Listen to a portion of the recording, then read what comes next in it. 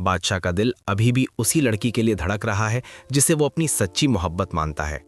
वो जहाज से साफ कह देता है कि मैं अपनी मोहब्बत को ढूंढ कर ही रहूंगा और शादी भी उसी से करूंगा। के बाद बादशाह सीधा गुलाम के पास पहुंचता है और उससे कहता है कि मुझे हर हाल में अपनी मोहब्बत को ढूंढना है और इस काम में तुझे मेरे साथ चलना होगा। इधर दूसरी तरफ गुलाम पहले ही एक बहुत बड़ा राज छुपाए बैठा है। वो सुंदरी को सबकी नजरों से बचाकर अपने साथ लाया था। उसे डर था कि अगर किसी को पता चल गया तो बहुत बड़ा तूफान खड़ा हो जाएगा।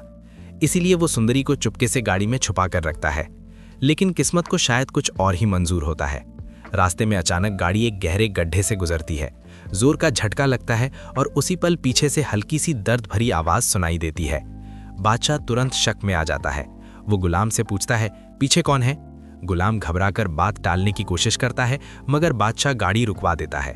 जैसे ही डिक्की खुलती है, सामने सुंदरी को देखकर बादशाह एक पल के लिए बिल्कुल खामोश हो जाता है। उसे समझ नहीं आता कि ये सब क्या हो रहा है। यहाँ सबसे दिलचस्प बात यह है कि गुलाम खुद भी हैरान रह जाता है, क्योंकि उसे तो पता ही नहीं था कि बादशाह जिस लड़की को ढूंढ रहा है वो सुंदरी ही है। इसके बाद कहानी एक और बड़ा मोड़ लेती है। बादशाह बिना कुछ सोचे सुंदरी का हाथ पकड़कर उसे सबके सामने ले आता है और कहता है कि यही वो लड़की है जिससे वो प्यार करता है। लेकिन जैसे ही जहांदाद की नज़र सुंदरी पर पड़ती है, उसका चेहरा गुस्से से लाल हो जाता है। वो इस रिश्ते को बिल्कुल भी मंजूर करने के लिए तैयार नहीं होता। यहीं पर खुर्शीद बीबी की एंट्री कहानी को पूरी तरह बदल देती है। जब वो सुंदरी को गौर से देखती है तो उसके चेहरे पर एक अजीब सी बेचैनी आ जाती है, जैसे कोई पुरानी याद अचानक सामने आ गई हो। वो सुंदरी से उसके पिता का नाम पूछती है। जैसे ही सुंदरी अपने अब्बू का नाम बताती है, खुर्शीद बीबी को सब समझ आ जाता है। असल में सुंदरी कोई और नहीं बल्कि उसी की खोई हुई बेटी होती है। ये सच्चाई सामने आते ही पूरा माहौल बदल जाता है। खुर्शीद बीबी सुंदरी को गले लगा लेती है। इतने सालों बाद अपनी बेटी को पाकर वो बेहद इमोशनल हो जाती है। लेकिन इसी बीच सुंदरी एक और बड़ा सच बोल देती है। वो साफ कहती है कि वो बादशाह से मोहब्बत नहीं करती बल्कि गुलाम से प्यार करती है। बस यही वो पल होता है जहां से असली तूफान शुरू होता है। बादशाह का गुस्सा बेकाबू हो जाता है। उसे लगता है कि गुलाम ने उससे उसकी मोहब्बत छीन ली है। गुस्से में वो गुलाम पर टूट पड़ता है। आने वाले एपिसोड्स में ये दुश्मनी और भी खतरनाक हो सकती है।